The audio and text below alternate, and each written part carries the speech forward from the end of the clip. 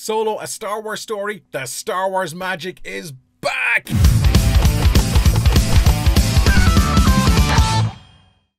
I'm so excited about this, but before we get into this little mini review of Solo, a Star Wars story, I gotta say, a couple of months ago I had a video, can the Solo movie save Star Wars? I didn't really like the idea of Alden Ehrenreich playing Han Solo. I didn't like any of the characters, I didn't like how it looked, I didn't like anything. Let me tell you something, and you know, some people go, oh, it's a big man to admit this. I was wrong. I was very, very wrong about Solo, a Star Wars movie. This is one of my favorite Star Wars movies in quite some time. It is really that good. It goes a long way, I think, to repairing some of the damage, in my opinion, that The Last Jedi has done. And it's bringing the magic back, and I will explain why in a minute, but there are no spoilers in this particular video, so don't worry about getting anything spoiled for you. I'm conscious of that. I don't want to ruin anybody's experience of the movie, so I'm not going to really talk about the story, but essentially it's like a heist movie. It's two heist movies, it's a heist movie, right? Let's take a quick look at the cast. Alden Ehrenreich. I didn't think this guy would be capable at all. All this rumors that he had to get acting coaches and he couldn't act. If you've seen Hail Caesar, you knew the guy could act. So I had some little bit of faith in his performance of what he could do, but I just felt he didn't look the part. He has nailed the character of Han Solo completely. He's not playing Harrison Ford. He's playing that scruffy looking nerf herder, and he does it really well, from the poses to the mannerisms. Okay, the voice is a little bit off. At times he does, you're kind of, what was that? Harrison Ford? But he's not doing an impersonation of Harrison Ford. He is making the character his own. He is really good, and he has the most screen time, and he nails it. He genuinely nails it. I feel Emilia Clarke's role as Qi'ra is just kind of tacked on here. I don't know whether it's the whole social justice warrior thing or we need another woman in the movie. There's nothing wrong with her performance. She is very, very good, but it just feels like she's tacked in there for the sake of it. Chewie is Chewie. I think Yuna Sutomo, I'm pronouncing his name wrong, just nails it. He really nails what Peter Mayhew has done over the years.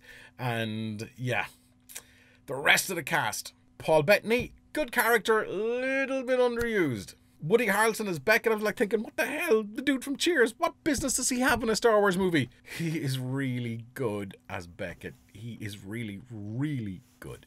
I don't think they give him a lot of scope to do, and I mean his role is fairly straightforward, but he pulls it off really, really well. And then Donald Glover. Everybody's been talking about Donald Glover as Lando Calrissian.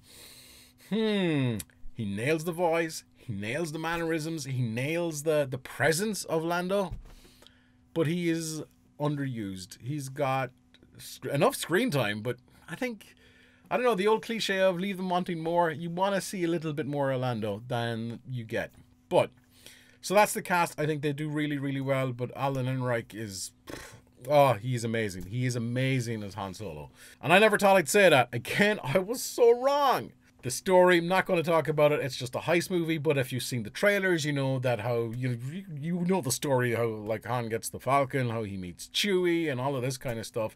And there's enough nods to Star Wars fans that are going to blow your mind. Some of them are really obvious. We're like, ah, and then there's like, oh, if you weren't a Star Wars fan, this works on its own as a heist movie. As a general science fiction heist movie, this works on its own. Whatever happened with Lord and Miller, I don't know. We will never know because it's Hollywood, right? Ron Howard, safe pair of hands, I think is probably fair to say, but this guy knows his craft, and given his connections with George Lucas all those years ago from American Graffiti and all that kind of stuff, he gets it. That's the thing. He gets it. Is it doing something different? No, but the tone is a little bit grittier. Does it advance the whole Star Wars franchise? I think it does. And there's a thought hit me during this, and you kind of see it. It's like a scene out of Saving Private Ryan. I'm not going to say any more than that. But thoughts hit me that there is a whole other movie franchise here in the Empire. There's a whole other movie franchise in the Empire. There genuinely is. And for Disney to kind of evolve that whole brand, as far as I would be thinking, that's a route to go. Go to the dark side, literally. That's my kind of thoughts, not giving any spoilers away. No, there is one big problem with Solo, a Star Wars story.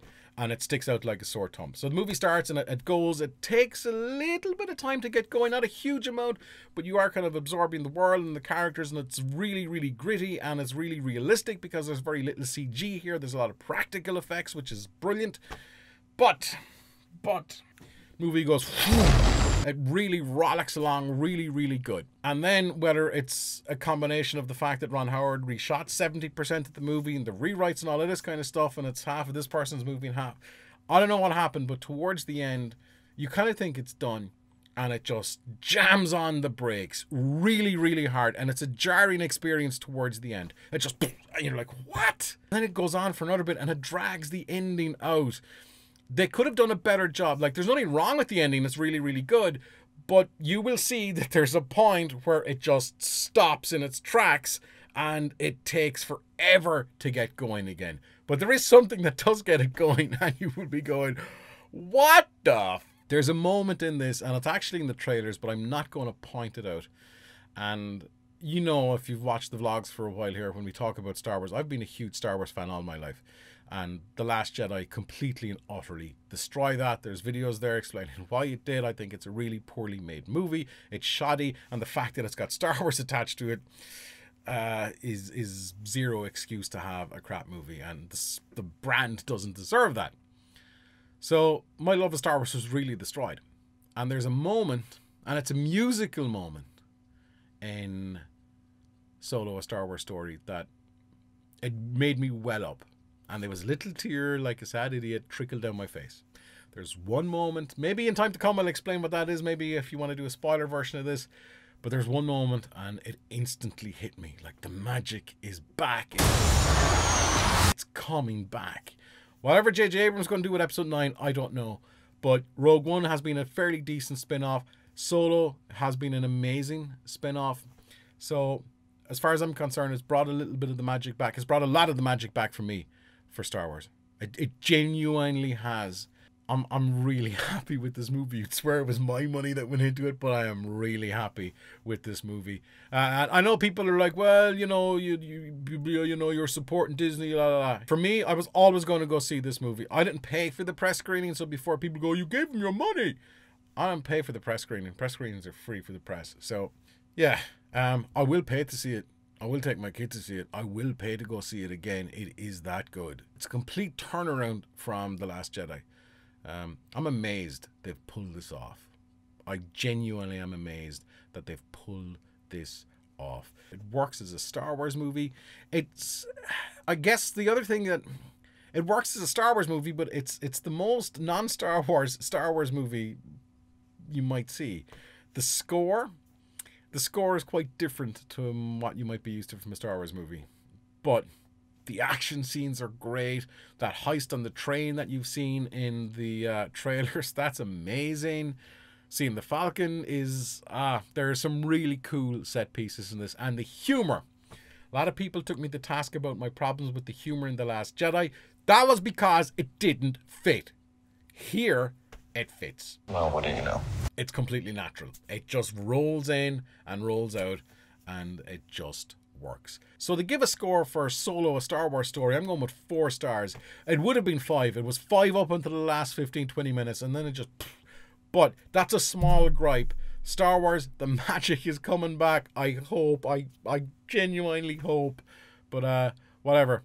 If you're a Star Wars fan, if you just like a good old-fashioned blockbuster with a little bit of brains, then yeah, you gotta go check out Solo. You just gotta check it out. Alright, I'm out of here. Thanks for watching. If you would hit that subscribe button, that would be epic, because we talk movies, we talk pop culture, we vlog, we go tech. It's all happening. Anyway, until the next vlog, don't stop fighting for yourself.